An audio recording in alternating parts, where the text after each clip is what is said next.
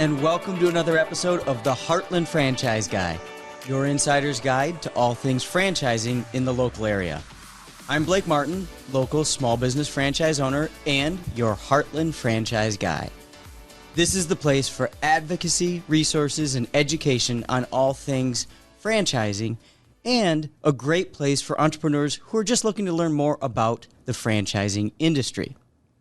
Today's topic and guest is all about first responders and how they are uniquely prepared for entrepreneurship. And our guest today is Ben Seaman, who is a business owner and was a police sergeant. Thank you very much for joining us today, Ben. Thanks for having me on here, Blake. Well, it's good to have you along. And as much as it may sound cliche, and let me just start with the disclaimer that this is not a position or an opinion, I just want to say thank you for your service. You were in the service for a number of years, and I get it. You get paid to do it, right? But you made a choice for years and years to do something that protected our community. So thank you. Yes, thank you. That's very much appreciated. And, it was a chapter in my life that I learned a lot of lessons from, but now I'm moving on to the next chapter. So it's good to be in this position. Which is exactly why I wanted to have you here. More and more, I talk to folks who have been first responders, and even more specifically in the police force, who have started their own thing, whether it's a side hustle or they jump in with both feet like you have. So I want to hear a little bit more about your background, what made you decide to get into law enforcement, and then talk about that transition. For starters, can you talk a little bit about your experience in law enforcement? Sure.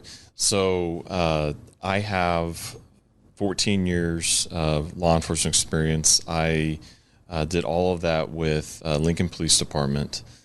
Started in 2007, the week after I graduated from University of Nebraska. Oh, wow. Yeah. So you took a full 6 days off. Yes. Yeah. There was no, time to sit around and think about what you're doing. You just dove right into academy, which was 19 weeks long of intense training. They're throwing every criminal law at you. You have to read their general orders, understand how that works, because all general orders is different from police department to police department, depending on what the rules are, their standards, that sort of thing.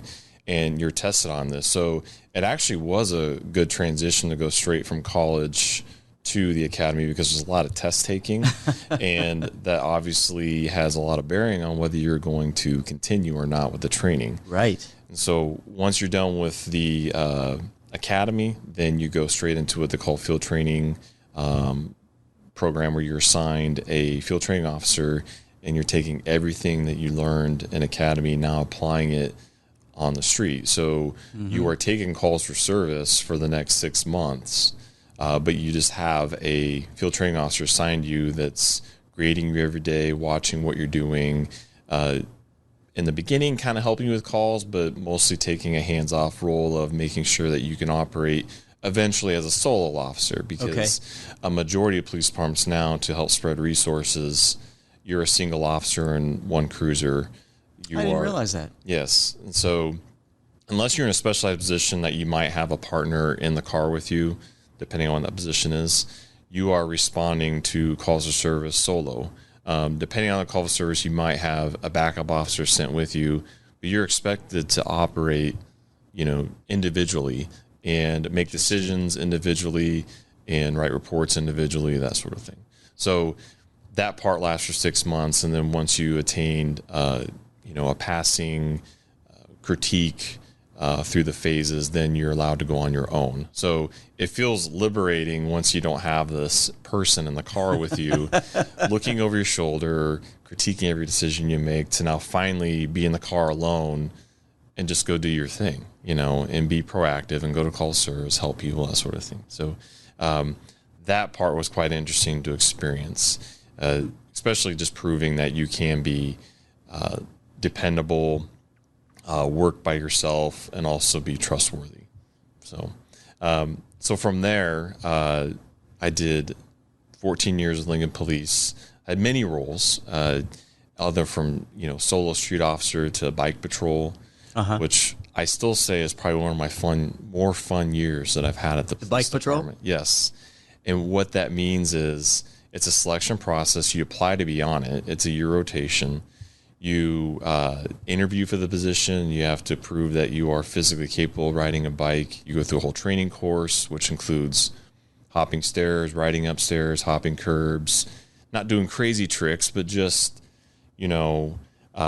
being able to operate on a mountain bike in an urban setting. So if you are chasing somebody and they run up the stairs, you could literally ride your bike up those stairs, which is kind of a cool skill to have once you learn how to do it. You can apply that in a lot of environments. You can. So that year I worked downtown. So it's mostly you go park your patrol car downtown. You have a bike rack, so you grab your mountain bike off the back and you are patrolling the streets on bike. So kind of an old, tip of the cap to what policing used to be back in the day with foot patrols. Yeah, where you didn't have right a on car. the streets. Yeah, walk the beat. That's where the term beat came from. Walk the beat, because everybody was assigned a 6-block beat that they would walk and report back on what's going on there. So now you have bike patrol, which is a little more, easier to get around, a little faster, but still the same idea is you have a focused area that you patrol. So I went from doing that to I got selected to go into our criminal investigations and do white collar crime, which bank fraud, forgery. We did some bank robbery too, embezzling. So I learned a lot of things about businesses during those 3 years that I was in there. Yeah. I worked everything from Ponzi schemes to tax evasion, people failing to monitor employees who were embezzling money. So that in itself, looking back now, was kind of where I first gained my understanding for how the inner workings of businesses work. Really? Yes. I never knew that. At the time, I really didn't think about, well, I could use this as running my own business, but looking back on it now, obviously I gained a lot of knowledge from working in that unit for 3 years. Sure. So I did that for 3 years, and then I was promoted, and everybody knows in military or police work, if you get promoted, that means you're getting kicked back to the bottom of the seniority list among that rank. And so congratulations, go down there. Yeah, congratulations for promotion. Here, go back to the street. So I got put back to the street and was put in a supervisory role of street officers who are assigned to a team and they respond to calls. So I'm there as a resource for them if they have any questions about criminal law or how our standard operating procedure works. And then the most glorifying position of that job is taking complaints from citizens. That was, I say that tongue in cheek. You selected your word very carefully there. The most glorifying. Yeah. You get a lot of in-depth conversations with people who are calling to complain on officers. And it could be something as simple as they were rude to me, they didn't do this correctly, or they felt like there was an excessive force issue that came up. Maybe they got arrested for something. So you had a wide array of rabbit holes you could go down with working with these people, to the point that some ended very positive, some they didn't get what they wanted. So it just, spiraled out of control sometimes with trying to appease them, but also working within our criminal law and standard operating procedures. So learned a lot of lessons there too. So, at some point, we get through, doing those complaints, and you just understand that humans are very interesting. They have a lot of different tendencies. Their demeanors are very interesting, especially when we talk about police contacts. So I learned a lot during that time as being a supervisor, and I did that the last 6 years of my career. Wow. So then the next step, which is one of the primary reasons I was interested in having you on the podcast, is you transitioned into entrepreneurship, co-founder and formerly fitness director for Upgrade Performance Institute. Yes. And I'm guessing the excitement and the passion about the bike route yes, and getting that promotion at one point had a lot to do with skill sets that you're now applying there? Yes, that's correct. A love of fitness, in other words? Yeah, so I would have to say that I had a love for fitness before. I'm a former college athlete, played football at Nebraska Wesleyan. My wife is also a former college athlete. She plays softball at Nebraska. So we both had pretty good knowledge of what it takes to be a college athlete, the training that goes into that, the lifting, but we really didn't understand the nutrition component of it. At least we thought we did at the time, but nothing was really working for us. And a lot of these passions came from about 2016. She came to me with this idea that we need to start eating low carb. And I didn't know what that meant, but she just explained, well, yeah, we just stopped eating bread. We stopped eating processed things. And it sounded weird to me because that's the total opposite of what we had been taught leading up to that. But I was like, okay. And Jamie's a physician. Yeah, she is a practicing OB-GYN physician here in Omaha. So it was interesting to hear her say this because she was looking for different ways just to, at the time, lose weight, just feel better. But, you know, she's also a nutrition major as her undergrad at Nebraska. So it was totally going against everything that she was taught. So like most of the ideas that she would come to me and say, well, if you think this will work, I'm in. Let's do this. And so that's where a lot of our passion for nutrition was born in 2016. And we started feeling better. We were sleeping better, had less brain fog.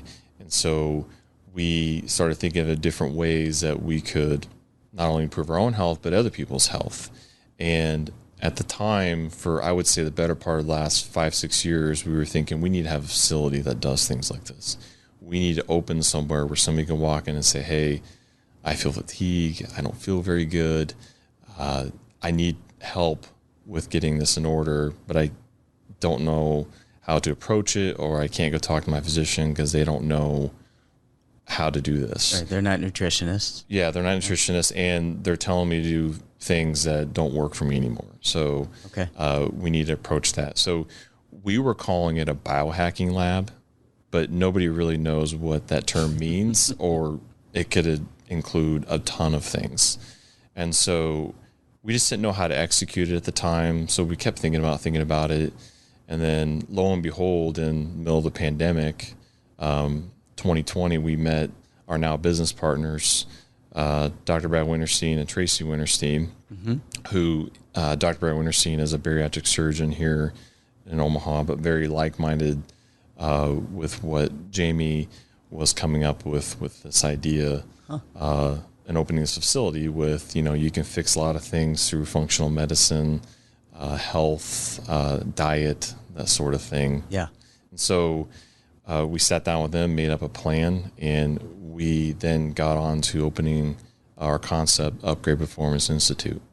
So that then started the transition of, okay, this is our dream to open one of these, to be our own business owners, our own bosses, control our schedules, and also, you know, complete our passion for nutrition and health and fitness. So that's where that was born in about 2020.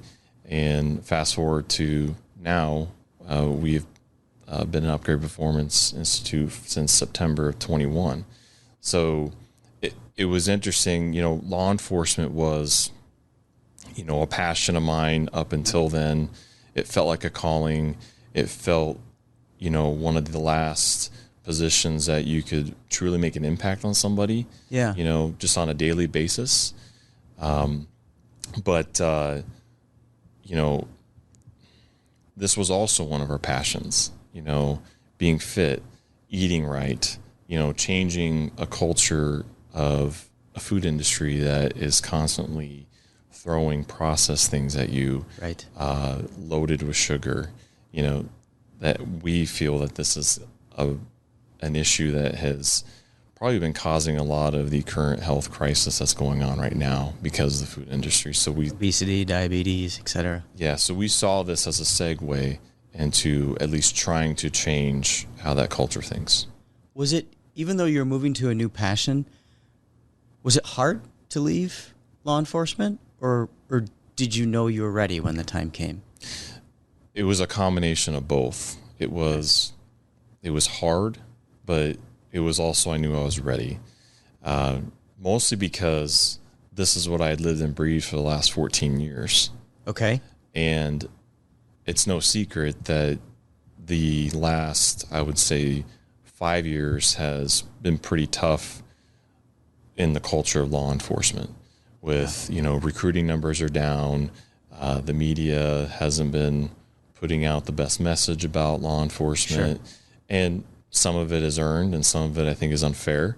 However, that still didn't matter. It wasn't the best time for people to be wanting to get into law enforcement. So yeah, it still felt like a calling, but it also felt like I was abandoning people because I knew what our, staff shortage was.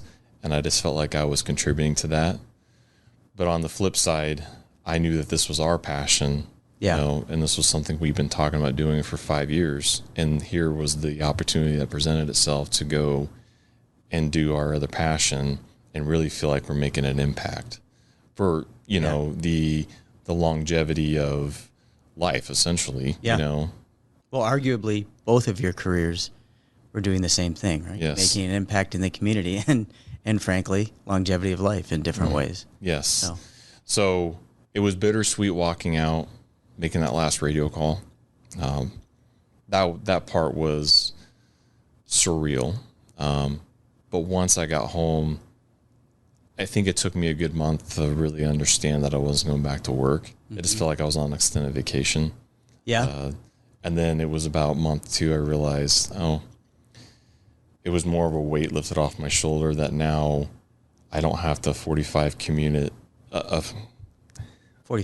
commute. Yeah, 45-minute commute to work one way. Now our business is 5 minutes away. The flexibility that comes with, if I need to go and run an errand, pick up the kids, be at their functions for sporting events, school events, that realization was hitting me at that time. Because as you can imagine with police work, it's shift work. Mm-hmm. You work a ton of odd hours, a ton of odd shifts. So you're not making it to your kids' events. And in fact, if you wanted to, you were taking vacation days just to make it to those events. Oh, really? A lot of the time, yeah. So that part was the realization, understanding that was over. And now there was going to be a lot more flexibility in our lives. Because as the husband of a practicing OB-GYN, her schedule is, I wouldn't call it crazy, but it can be sporadic with deliveries, and she feels a calling. She doesn't get to decide when those happen. She doesn't get to decide when that baby wants to come out. So, she feels a calling to be there for her patients, whether it's 3:00 in the morning or lunchtime, so sure. That part was, so you being able to be more present with your family is particularly important in that environment. Yes, it is. And that feels more fulfilling, especially when you put it that way and then actually feeling it. Well, congrats on that. Thank you.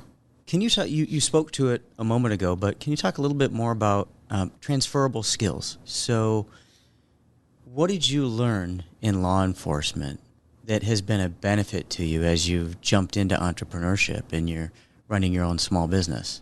Sure. So the last 6 years of my career, I was the sergeant rank, and sergeants can serve multiple roles within a police department depending on what their assignments are. But my particular assignment was supervising street officers on a street team. And so some of those skills that would come in are, you learn as a leader of that particular team, leadership skills that you could bring over to the business part of it. So if you're employees within your business, you learn those leadership techniques. Training was a big thing within the police department for obvious reasons. You have to stay up on current data, current trends. And so that would transfer over to even the private workplace because, in the business world, things are ever changing depending on the space you're in, especially with health and fitness.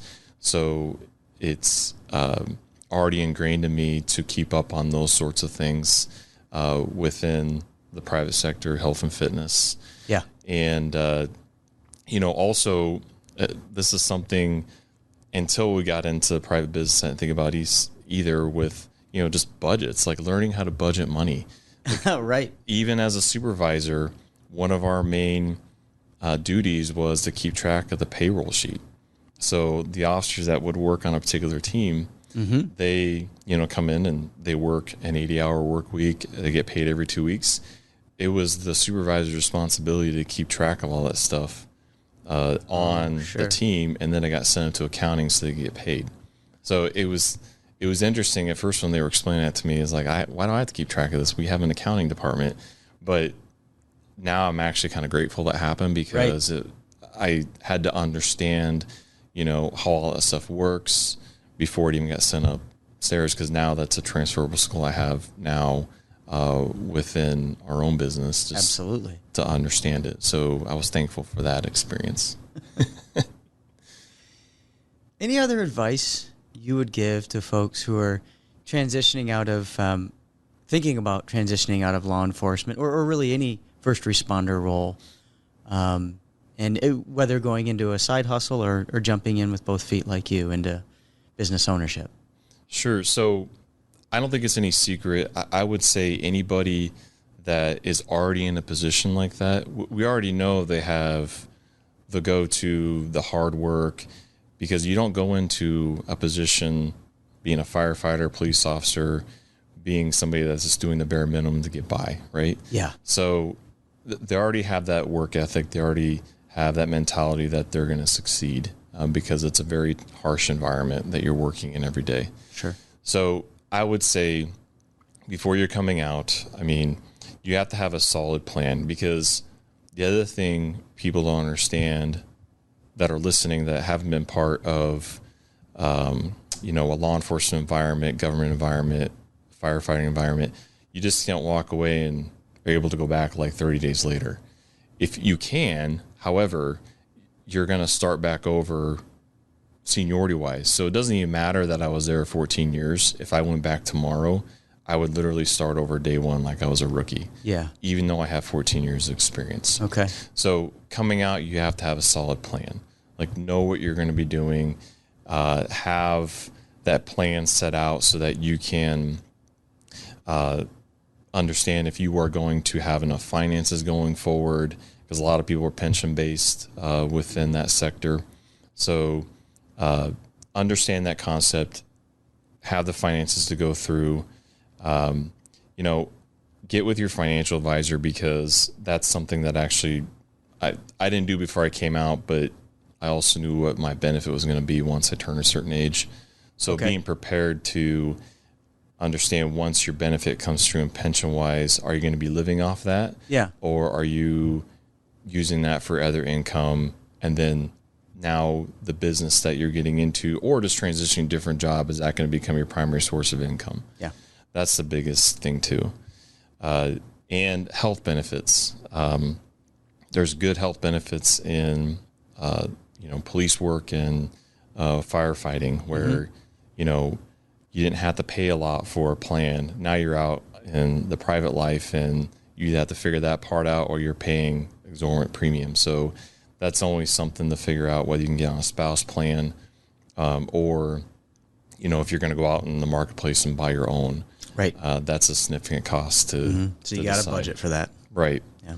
So, and the other part I would say is, you're so used to regimented life of shift work, you're going to have a lot more time on your hands now to, whether it's be innovative, come up with new ideas with your business, but you got to not stay idle. Like, you have to keep going, because that was one thing about shift work. It was, you knew we were going in, you were going to be there for that duration. So you were pretty productive, but now you have all this free time. Now you're going to go in your own business. So I would say that's a big hurdle, to understand that you need to prioritize that time and not overthink it. Okay. That when you are in your own business and trying to grow, because I don't think it's hard to sell.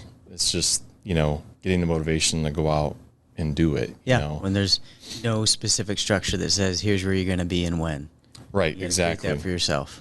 Yeah. Because now you are sky's the limit, whatever you want to do. I mean, it's up to you to actually go out and execute it. Whereas, some people in those positions that are in the police department, fire department, you're getting paid the same, whether there's calls to service or not. Right.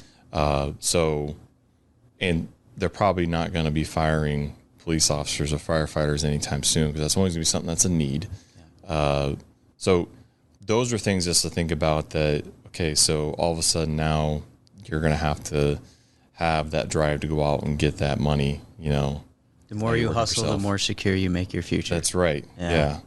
So, but no, it's been a good transition so far, and I'm excited for where the future is going with us. Well, congratulations on that, and thank you so much for sharing with us today. Of course. I can honestly say, if this at some point helps one person in law enforcement or in any first responder role learn a little bit more and feel a little bit more secure about their future, we've probably achieved our goal. So thank you. Of course, yeah. And thanks to all of you for listening to another episode of the Heartland Franchise Guy. You want to hear anything more about any of the topics we discussed today, just scan the QR code and we'll get in touch with you and provide you the feedback you need. Speaking of scanning, don't keep us a secret. We don't want to be your well-kept secret. So subscribe, follow, and share this episode and others. And we will see you again very soon on another episode of the Heartland Franchise Guy.